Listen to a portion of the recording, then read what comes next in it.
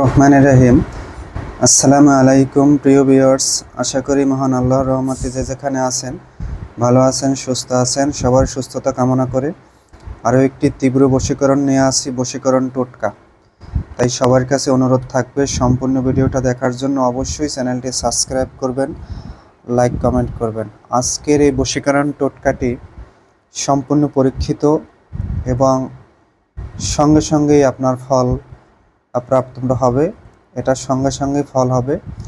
যারা স্ত্রী নিয়ে কষ্টে আছেন, স্বামী নিয়ে অনেকে কষ্টে আছেন, স্বামীর সাথে সম্পর্ক সেরকম ঝগড়া, চিল্লি সংসারে অশান্তি হয়, অনেকে স্ত্রী নিয়ে খুব কষ্টে আছেন, বাসায় গেলেই অশান্তি হয়, তাদের জন্য আজকের এই টোটকাটা, এটা সারা জীবন এই টোটকাটা থাকবে। এটা যদি একবার করতে পারেন তবে সারা জীবন এটার ফল আপনি ভোগ করতে পারবেন ইনশাআল্লাহ। তাই সবার কাছে অনুরোধ সম্পূর্ণ ভিডিওটা দেখার জন্য। আমার কথাগুলো অবশ্যই শুনবেন, তারপরে করবেন। শ্মশানের ছাই মানে চিতার ছাই, এই শ্মশানের ছাই আপনি শনিবার দিন সংগ্রহ করবেন। সামান্য একটু ছাই শনিবার দিন সংগ্রহ করবেন। আর ব্রহ্মাদণ্ডালী গাছ, এই গাছ আপনি ইউটিউবে সার্চ দিলে পাবেন। তারপরে জিমেলে যদি সার্চ দেন তাতেও আপনি এই গাছের ছবি দেখতে পাবেন। সেই গাছ সংগ্রহ করবেন।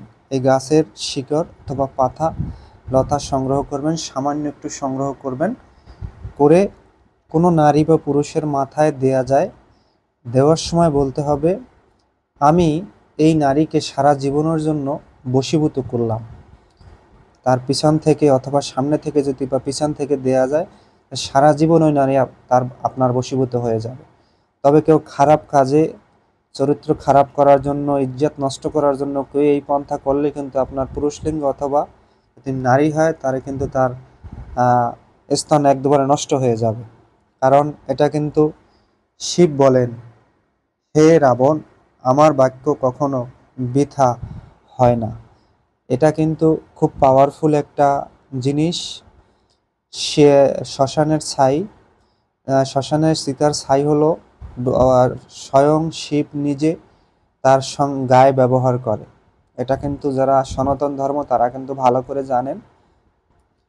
আর এই যে গাছটা ব্রহ্মাদণ্ডালী যে গাছটা, এই গাছটা কিন্তু খুবই পাওয়ারফুল। এই গাছটা দিয়ে অনেক কিছু করে। এই ছোট একটা গাছ, এই গাছটা দিয়ে আপনারা জিমেলে লিখে সার্চ দিবেন। লিখে সার্চ দিলে এই গাছের ছবি এসে যাবে। সেখান থেকে গাছটা দেখে আপনারা এই গাছটার শিকড় সংগ্রহ করবেন, শিকড় পাতা যেটাই সংগ্রহ করেন, সংগ্রহ করে একসঙ্গে শ্মশানের ছাই এবং এই ব্রহ্মাদণ্ডালী গাছের শিকড় অথবা গাছের পাতা যেটাই ব্যবহার করেন, একসঙ্গে যে নারী বা পুরুষের মাথায় দিতে পারবেন, গায়ে দিতে পারবেন। গায়ে দিলেও হবে, তাৎক্ষণিক সে বশ হয়ে যাবে। অনেক সময় আছে দিতে পারবেন না, সাহস হয় না, তাহলে আপনি তার শার্টের ভিতরে একটু তার শরীরে যেন লাগে, এক কথায় আপনি যে দিতেছেন তার শরীরে যেন লাগে এমন রকমই আপনার দিতে হবে।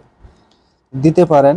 আমি বলতেছি আল্লাহর রহমতে এই নারী বা পুরুষ যে কয়দিন জীবিত থাকবে সে কয়দিন আপনার দাস হয়ে যাবে। তবে কেউ মুনাফিকিভাবে, কেউ মুনাফিক করে, হারামি করে, কেউ কাউকে ঠকানোর জন্য চেষ্টা করে যদি এটা দেন তাহলে আপনি নিঃস্ব শেষ হয়ে যাবে নিঃসন্দেহে।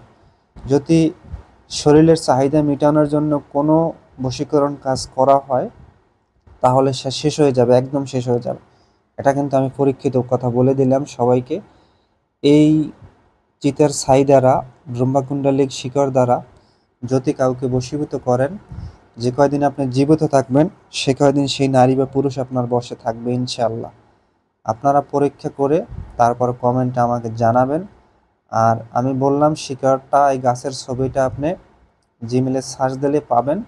সেখান থেকে গাছের ছবি দেখে সংগ্রহ করবেন। আর অবশ্যই শনি বা মঙ্গলবার দেখে এই টোটকাটা ব্যবহার করবেন, তাহলে এই নারী বা পুরুষ সারা জীবনের জন্য আপনার বশে চলে আসবে ইনশাআল্লাহ।